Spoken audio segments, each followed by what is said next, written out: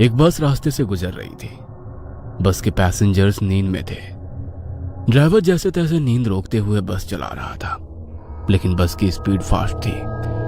तभी bus driver ने देखा कि एक कार दूर रास्ते के किनारे बाईं तरफ खड़ी है और बचे हुए रास्ते से बस तेजी से नहीं गुजर सकती थी।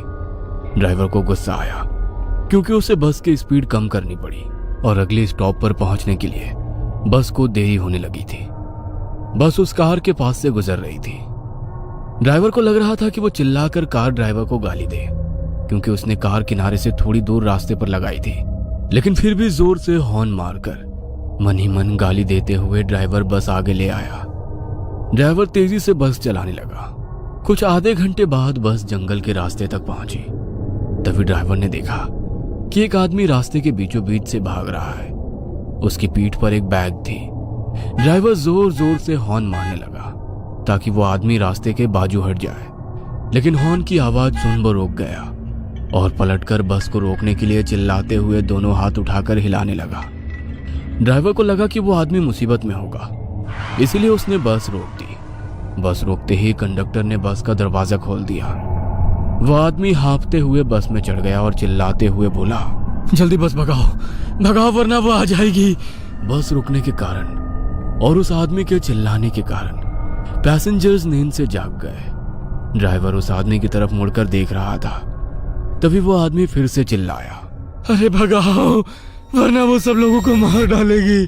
ये सुन ड्राइवर के साथ साथ बस के सभी लोग घबरा गए और बस ड्राइवर ने वहां से बस भगाई। क्या हुआ भाई साहब, आप इतने डरे हुए क्यों हो और आप किसके बारे में बात कर रहे हैं? कौन आएगी? उस आदमी ने अपनी पीठ से बैग निकालकर नीचे उसके पैर के पास रखी और कंडक्टर के बगल में बैठ गया। वह पसीने से लथपथ हो गया था। उसका शर्ट फटा हुआ था और उसके शरीर पर कुछ जख्म भी थे जिसमें से खून बह रहा था। पैसेंजर्स उसे घूर रहे थे। कुछ लोग घबरा भी गए थे कि यह आदमी आखिर है कौन। आप कौन हो भाई, और ऐसे क्यों भाग रहे हो, और किससे भाग रहे हो? वैसे उस आदमी ने बताना शुरू कर दिया, मैं सत्या हूँ। मैं पीछे वाले कलहरी गांव के रेलवे स्टेशन पर चौकीदार का काम करता हूँ। मेरा कुछ 5-6 दिन पहले कलहरी रेलवे स्टेशन पर ड्यूटी लगा था। वैसे गांव छोटा होने के कारण स्टेशन भी छोटा था। वहां केवल एक ही प्लेटफॉर्म था। वहां के लोग रेलवे का कुछ बहुत कम ही इस्तेमाल करते थे, क्योंकि एक ट्रेन रात में 2 बजे आती है जो सीधे सोलापुर से होकर कन्याकुमारी की तरफ जाती है, और फिर वही ट्रेन दूसरे दिन सुबह 4 बजे वापस मुंबई की तरफ जाती है। दिन में बस 10-12 और कभी कभी तो 2-4 और कभी कभी तो रेलवे स्टेशन पर कोई पैसेंजर आता भी नहीं है। मैं वहां जाकर बहुत खुश था, क्योंकि पार्किंग में कभी कभार गाड़ियां रुकती थी। उसके बाद तो मैं प्लेटफॉर्म के एक बेंच पर जाकर सोता था। पहले 1-2 दिन तो सब कुछ नॉर्मल रहा, लेकिन तीसरे दिन अमावस की रात आई। मुझे घर से माँ और बीवी का फोन आया कि आज के दिन रात में ठीक से ड्यूटी करे और भगवान का नाम लेते हुए ड्यूटी करे और अंधेरे से दूर ही रहे। मैंने हाँ भरी। उस रात पूरा स्टेशन खाली था। मुझे हर रोज की तरह उस रोज भी कोई काम नहीं था। टिकट काउंटर पर बैठा सुरेश मोबाइल में घुसा पड़ा था। पैसेंजर्स नहीं आते, इसलिए स्टेशन पर कोई कैंटीन या ठेके वाला भी नहीं था। मैं प्लेटफॉर्म के बेंच पर बैठा झपकी ले रहा था। तभी मेरे पीछे से एक छोटा बच्चा चिल्लाते हुए आया, बचाओ काका, बचाओ। उसके चिल्लाने से मैं डर कर जाग गया। मैंने आंखें खोली और मुड़कर देखा। वह 8-9 साल का बच्चा मेरे पास ही आ रहा था कि तभी मुझे वो देख जोर से चिल्लाया, मुझे छोड़ दो, और वहां से टंकी की तरफ भाग गया। मुझे कुछ भी समझ में नहीं आ रहा था कि आखिर ये क्या हो रहा है। वो छोटा बच्चा कौन था और किससे बचाओ बोल रहा था, और मुझे देख वो घबराकर क्यों भागा। वो बच्चा भागकर टंकी के पीछे छिप गया। मैं चौकन्ना हो गया और अपने हाथ में लाठी उठाकर वो बच्चा जिस तरफ से आया था उस तरफ देखा, लेकिन वहां से कोई भी नहीं आया।